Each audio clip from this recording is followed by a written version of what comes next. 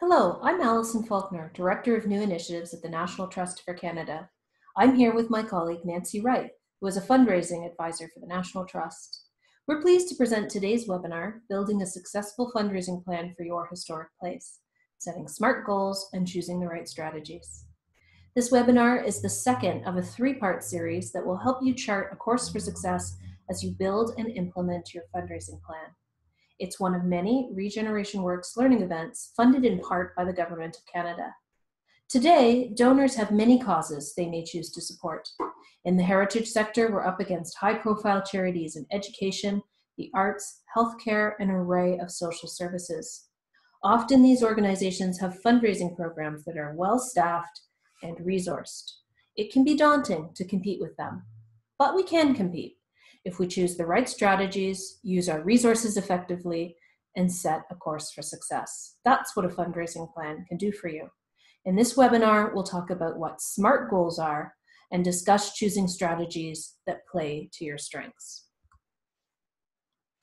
Just before we start, let me quickly introduce you to the National Trust for Canada. We are the only national charity in Canada leading and inspiring Canadians to save and renew places that matter. To learn more about our programs, visit nationaltrustcanada.ca. If you don't have a goal, if you don't know where you're headed, how will you know when you get there? The first step toward building a successful fundraising plan is deciding what you want to achieve. You, your executive director, if you have paid staff, and your board should all have a hand in setting your goals. Fundraisers have come up with an easy way for us to focus our efforts on setting SMART goals. To start, your goals have to be specific and measurable. Here are some examples of measurable goals. We want to raise $25,000 for our capital project. We want to attract 100 new donors for our new fundraising program. We want to recruit 10 new volunteers who will help in our fundraising efforts. Once you've set your goals, you can track your progress and adjust your strategies accordingly. Your goals have to be achievable. There's nothing more deflating than having someone else set your goals with no basis in reality. So you need to work with your executive director and your board. How much did you fundraise last year? If you're planning a campaign, have you ever run one before? And how did it perform? There's nothing wrong with planning to increase your fundraising goal. If you're doing things right, building a culture of philanthropy in your organization and converting your donors to loyal supporters, then it's realistic to expect you will raise more money. So your goal should be ambitious and achievable. Somewhere between ambitious, a slight stretch, and achievable. I think that's your sweet spot. Next, pause to consider if your goals are relevant. How will achieving your goal help you carry out your heritage organization's mission or help you fulfill your strategic plan?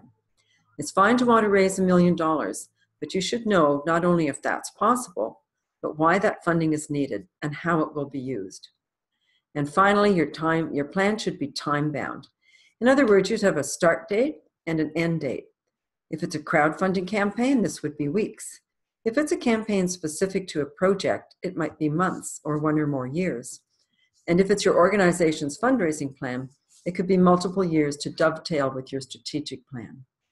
But without a timeline to keep your team focused and on track, your plan will be gathering dust on the shelf.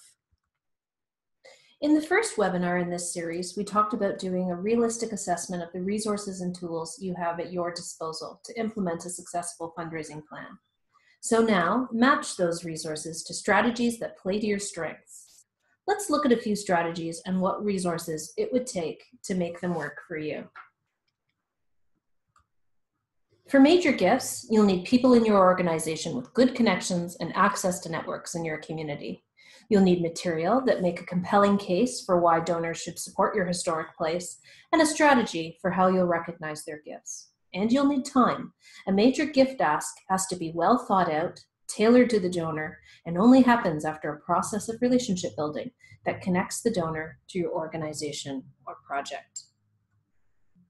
Letter appeals remain one of the most successful ways to raise money from your existing base of donors and to reach out to new ones. If you're just getting started and you don't have an existing donor base, you may have supporters and volunteers, site visitors, and event participants, people who know your organization and what you do. Use them as a base to start. Appealing to your existing base will net better results than an appeal to a cold list, but cold lists will bring you new donors. On the downside, costs of letter appeals are high. Remember postage, printing, and production. You'll need a substantial mailing list, compelling materials, and ideally volunteers who are willing to do a phone follow-up. E-appeals are much less costly. They allow you to use more visually attractive materials and give you the advantage of spontaneity. But the response rates and average gifts are lower than letter appeals. You'll need to know if your donors are open to online giving and ensure that you have the tools and resources to do it. Tools like issuing e-receipts and automated thank you messages. If you aren't going to build a custom online donor form, you can use existing platforms like Canada Gives. Note that you will have to pay a modest fee for transactions.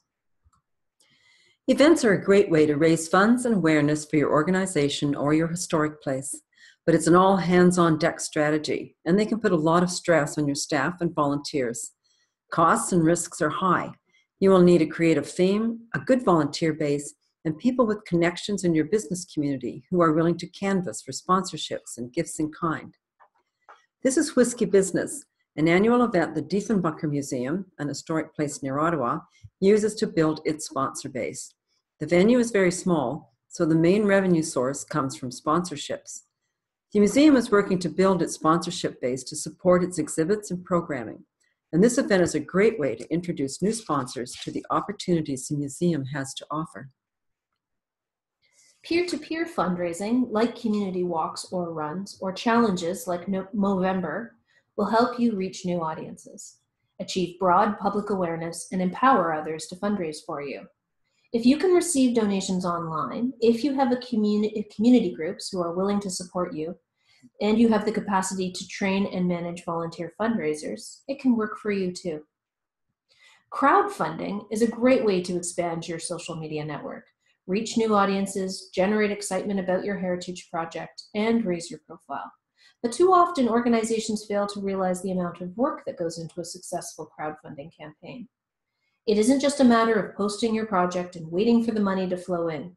You need a dedicated base of volunteers and with social media skills who are willing to work over an extended period of time to keep up the momentum of your campaign.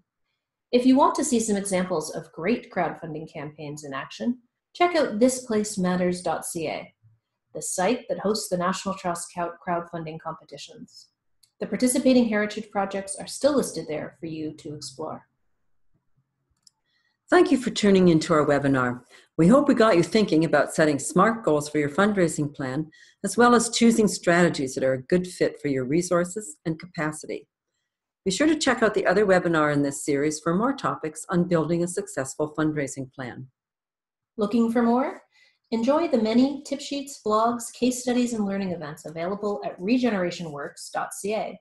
All of these resources are designed to help you improve the vitality of your historic place. Thank you, and good luck with your fundraising.